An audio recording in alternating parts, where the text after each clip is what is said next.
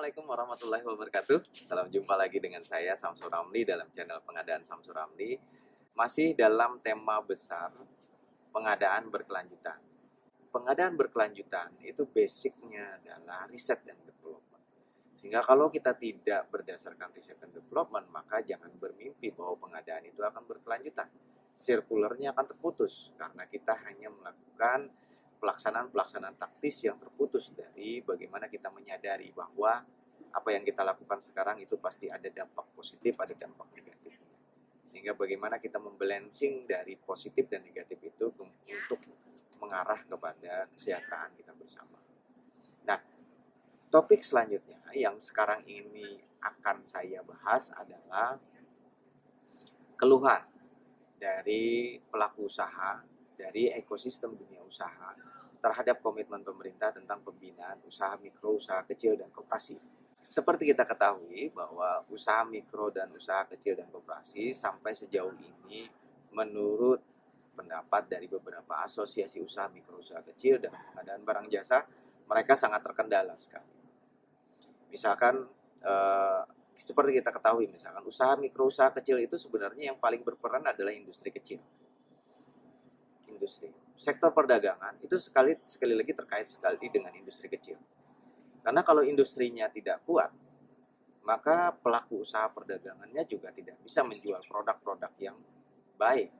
Kalau produk-produk yang baik ini tidak bisa diproduksi, produk-produk yang dijual oleh usaha mikro, usaha kecil itu adalah produk-produk yang jelek kualitasnya, maka dia akan dengan sendirinya, mekanisme pasar yang kejam, itu dengan sendirinya akan mendorong produk-produk pabrikasi dari luar itu akan menjadi pilihan bagi konsumen. Nah, ini tentu kalau kita cuma mendorong konsumen untuk belanja produk-produk yang dari dalam negeri, produk-produk usaha mikro dan usaha kecil itu didorong dari sisi konsumsi tanpa kita memperhatikan faktor produksinya juga, ini merupakan hal yang menurut saya kontradiksi. Dan itu akhirnya menjadikan upaya kita untuk peningkatan peran UMKK itu sendiri menjadi ternafikan gitu ya. Maka dari itu keseimbangan antara sektor produksi, faktor produksi dengan faktor konsumsi itu perlu kita lakukan terus-menerus. Menjaga keseimbangan ini tentu kita perlu menjaga kesadaran. Menjaga kesadaran ini perlu kita bangun dari sebuah riset dan development, kemudian kita sampaikan ke masyarakat secara transparan dan berkeadilan. Agar nanti setiap kebijakan yang diambil itu menjadi konsumsi publik dalam tataran pemahaman, bukan dalam tataran persepsi. Ini utopis sekali memang, tetapi ini hal yang harus kita lakukan. Mau tidak mau, suka tidak suka. Jadi kalau kita ingin mendorong konsumsi terhadap produk-produk yang berkelanjutan, mendorong konsumsi terhadap output dari usaha mikro, usaha kecil, maka kita perlu menyeimbangkan antara supply dan demand. Dari sisi supply, kita harus mendorong produk-produk yang berkualitas tinggi. Maka pemerintah sudah selayaknya melakukan pembinaan kepada industri-industri kreatif, industri-industri kecil untuk memproduksi barang-barang yang inovatif. Selain inovatif juga berkualitas tinggi, kemudian memiliki standarisasi tertentu. Misalkan standarisasi nasional Indonesia, memiliki sertifikat ekolabel, memiliki sertifikat mutu yang baik. Yang masalahnya sertifikat seperti ini bagi usaha mikro, usaha kecil, industri kreatif ini menjadi beban tersendiri. Maka beban ini mestinya dibantu, disuntik oleh pemerintah melalui anggaran. Misalnya Kementerian Perindustrian Perdagangan, Dinas Perindustrian Perdagangan dan Koperasi UMKM misalnya.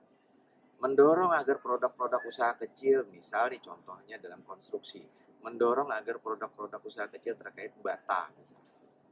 Bata yang digunakan untuk bangunan, batako, kemudian bata alam, yang diproduksi oleh usaha mikro, usaha kecil itu untuk bisa memenuhi standarisasi nasional. Bagaimana caranya? Dorong mereka, latih mereka untuk bisa memproduksi produk-produk berkualitas. Nah, dari sisi demand, pemerintah di pembelanjaan, kenapa saya demand ini ada dua, ada demand yang bersifat private, ada yang demand yang bersifat public di pemerintah. Nah, demand dari sisi pemerintahan bisa kita induksi dari belanja pemerintah. Nah, ini seperti game, seperti permainan ya, seperti permainan untuk menyeimbangkan. Makanya saya ambil latar playground ya. Ini seperti permainan untuk menyeimbangkan antara supply dan demand. Belanja pemerintah besar, ayo kita dorong pembelanjaan kepada produk-produk usaha mikro usaha kecil. Produk-produk usaha mikro usaha kecilnya juga harus ditingkatkan dari sisi kualitas. Jika diperlukan, kemarin saya bercerita pada video yang sebelumnya bercerita tentang deklarasi terhadap pembinaan usaha mikro usaha kecil, produk-produk dalam negeri dalam anggaran belanja pemerintah. Nah, ini misalkan pemerintah betul-betul mengalokasikan anggarannya untuk membeli produk-produk dari industri kecil, kemudian bertransaksi dengan usaha mikro usaha kecil. Apa contohnya? Kita tentu ingat kebijakan tentang kertas recycle, kertas daur ulang. Industri kecil itu sudah berani memproduksi kertas daur ulang. Tetapi apa yang kita lihat? Kertas daur ulang yang diproduksi oleh industri kecil, yang tadi wajar dari sisi kualitasnya, tidak mampu memenuhi kebutuhan terkait konsumsi kertas perkantoran. Nah, ini dua sisi yang harus kita seimbangkan dari sisi ini, gamenya di sini.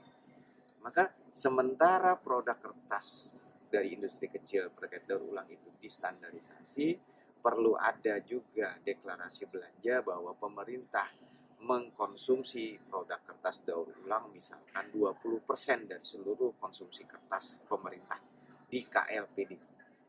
Yang agak susah adalah bagaimana kita mengidentifikasi kebutuhan kertas kita, karena kebutuhan kertas perkantoran itu tersembunyi di dalam belanja ATK, alat tulis kantor. Ini juga salah satu yang kemarin saya sampaikan, bahwa yuk dalam konsepsi belanja itu sudah mulai merujuk kepada pemilahan mana pengadaan kertas di dalam ATK misalkan.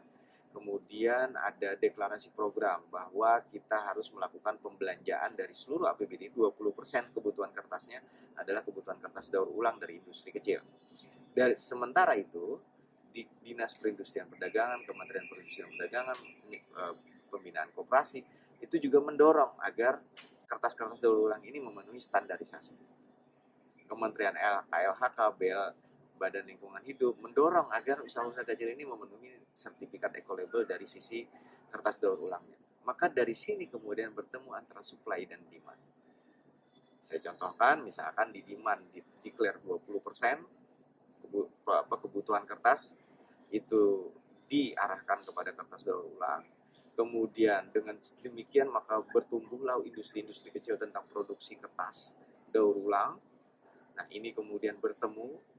Nah, ketika ini bertemu, sisi mutu kemudian didorong oleh pemerintah kepada industri-industri kecil. Maka ketika bertemu 20% ini nanti akan semakin besar, semakin besar. Siapa tahu pada detik-detik nanti, pada beberapa tahun kemudian, seluruh kertas pemerintah itu berasal dari kertas daur ulang. Memang tidak akan putih, tetapi tidak selalu yang putih itu kemudian berdampak baik terhadap lingkungan. Karena putih itu bisa saja berasal dari pemutih, kadar klorin yang kemudian mencemari lingkungan, mencemari udara, yang tidak kita sadari bahwa semakin sering kita berinteraksi dengan klorin, maka itu akan menyebabkan tubuh kita menjadi tempat yang subur untuk bertumbuhnya sel-sel kanker. Dan ini bukan dari penelitian saya, ini berasal dari penelitian yang sudah terakreditasi dalam ilmu kedokteran dan ilmu kesehatan. Ini salah satu dampak yang bisa saya ceritakan. Sehingga mari kita, pemerintah mendeklarasikan komitmennya, mengarahkan demand-nya, tidak perlu keseluruhan, cukup sebagian dulu untuk menjadi trigger bertumbuhnya industri kecil. Industri kecilnya juga ditolong dibina dari sisi peningkatan kualitas produksinya. Dengan seperti ini, maka mimpi terwujudnya pengadaan berkelanjutan itu akan semakin bisa kita lihat wujud nyatanya. Saya Samsur Ramli, salam pengadaan. Wassalamualaikum warahmatullahi wabarakatuh.